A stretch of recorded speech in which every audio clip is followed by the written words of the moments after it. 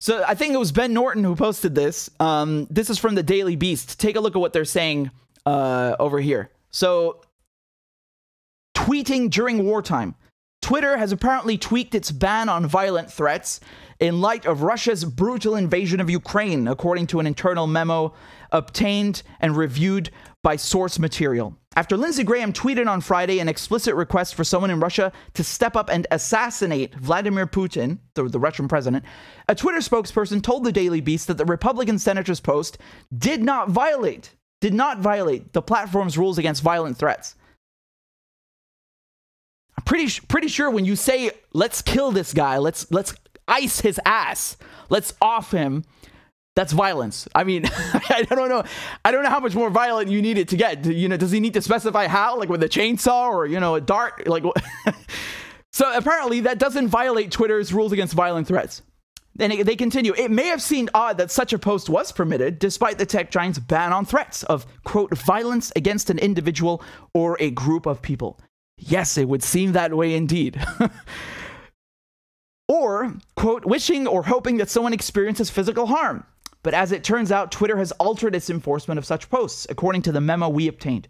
Quote, based on the current safety guidelines on the Russia-Ukraine conflict, content wishing, hoping, or calling for serious harm against leaders of the Russian government, military leaders, soldiers, or paramilitary fighters will result in no action.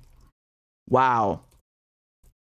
Wow. So they're basically saying that, you know, it's totally fine. You can go on Twitter right now and say Vladimir Putin should be impaled. You know, we should stick a goddamn 100-ton bomb up his ass. Like, you can go and say that right now. And obviously, I mean, I was talking about this the other day.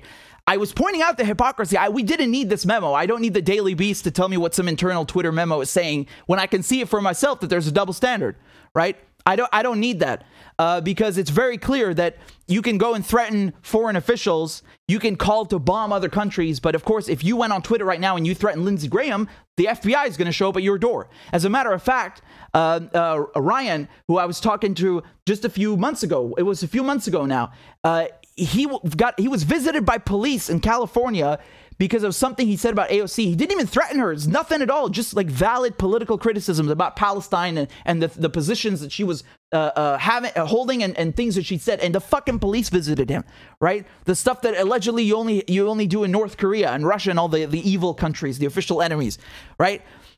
So again, you don't even have to threaten someone, and I'm not telling you to do that, obviously. I'm saying that the hypocrisy is that you don't even need to make a threat, and you're already going to get visited by the police.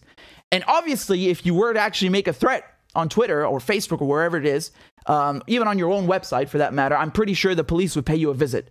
But in this case, with Lindsey Graham saying that Putin should be assassinated, I mean, wow, it's laissez faire, laissez passer, right? Let me show you the clip for those of you who are out of the loop. Let me show you Lindsey Graham saying this, calling for Vladimir Putin to be assassinated. That's pretty much it.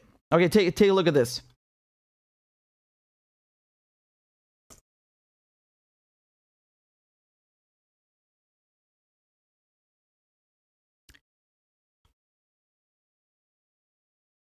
Here you go. There's two things. There's a tweet and a video. Yeah, there's a tweet and a video. So he was so adamant that he went home and tweeted it. Take a look. Here's the video.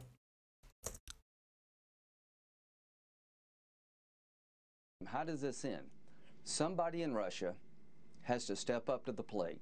Is there Brutus in Russia? Is there a more successful Colonel Stauffenberg in the Russian military? The only way this ends, my friend, is for somebody in Russia to take this guy out. You would be doing your country a great service and the world a great service. Christ, he doesn't mince words, does he? He really doesn't mince words. And here's the tweet. He apparently Lindsey Graham thought this was such a brilliant threat that he made that he went home and decided to tweet it word for word. Is there a Brutus in Russia? Is there a more successful Colonel Stauffenberg in the Russian military? Right, again, for those of you out of the loop, Brutus is, you know, who he famously betrayed Caesar and stabbed him.